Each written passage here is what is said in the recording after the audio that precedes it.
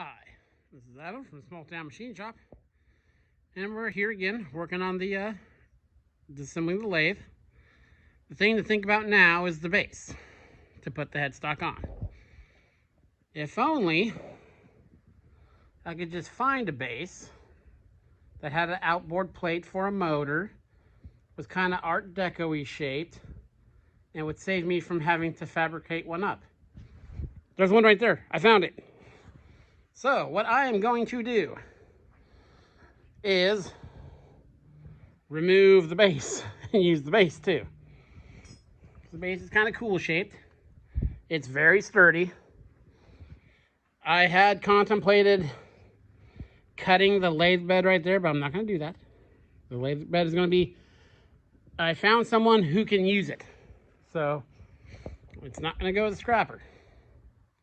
They want it, and they are welcome to it.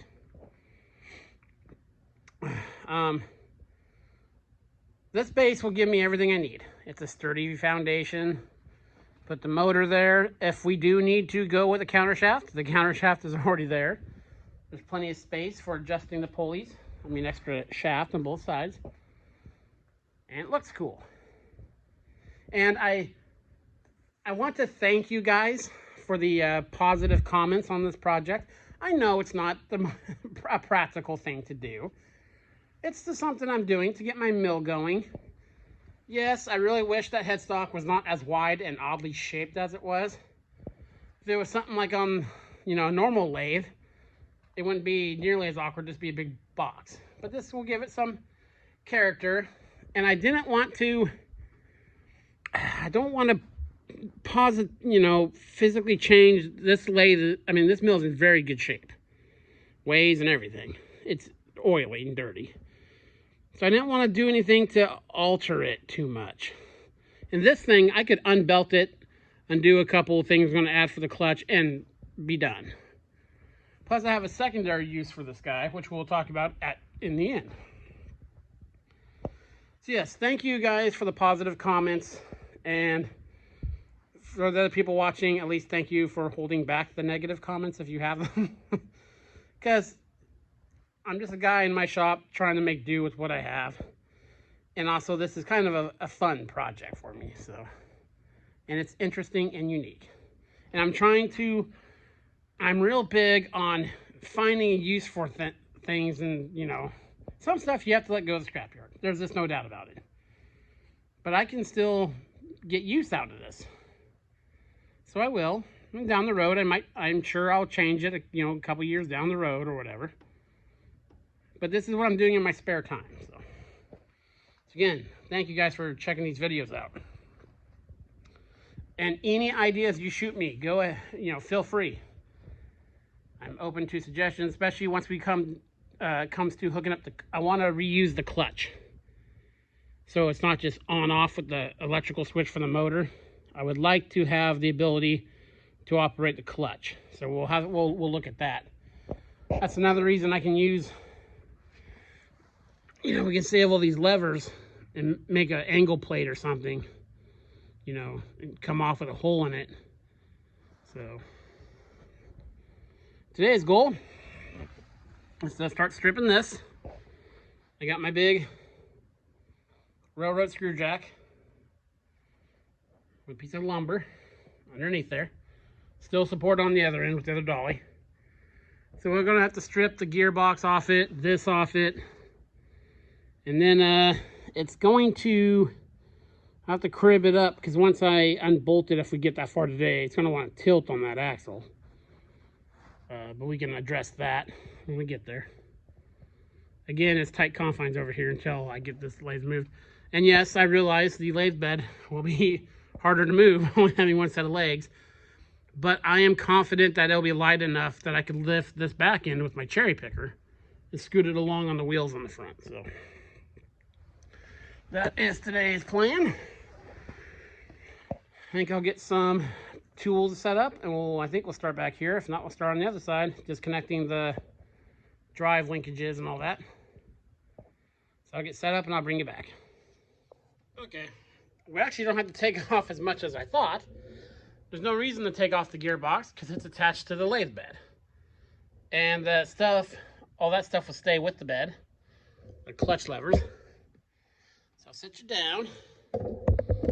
Take off, zoom you out a bit for the super exciting, hopefully quick removal of the electrical box.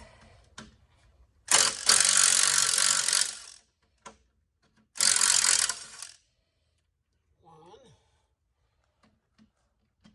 two,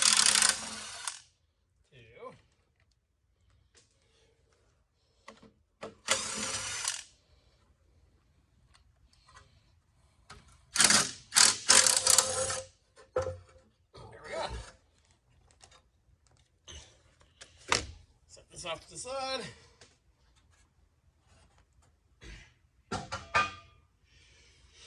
And let's see if while we're down here,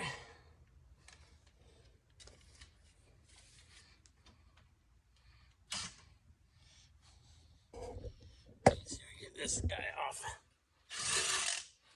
It's already, that one's already out or broken.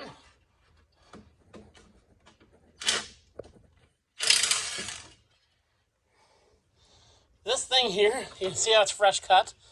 I lost like 3 pairs of pants walking by this thing. Okay.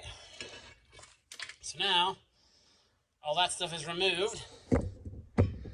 We'll go to the other side, and all we have left is there's 4 bolts holding the bed to the base. I'll get those loosened up. I move the headstock out of the way. Then we'll slowly raise this guy. And I should be able to scoot it out. I don't know. We'll see how much room I got. So yeah, I can set up over there and I'll bring you back.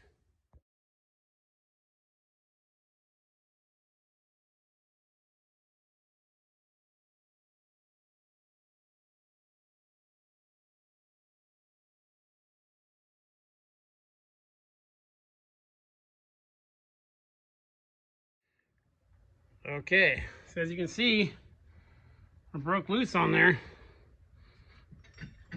I can wiggle this. I think that's where I'm going to call it a night. I have tomorrow off for the holiday. And they give me all day to, you know, get it pulled back and off there. Tomorrow's plan is to have this on the ground and the headstock on this. So yeah, that was quick and easy, much quicker than probably sawzalling through the bed lathe, or the lathe bed. So yeah, very cool. One very big step closer. I mean, yeah, tomorrow the headstock should be on this, so the power unit, you know, all the main stuff is done. It's just finding routing belts and the clutch. Yeah, this is Adam from Small Town Machine Shop. Please comment, like, and subscribe, and thanks for watching.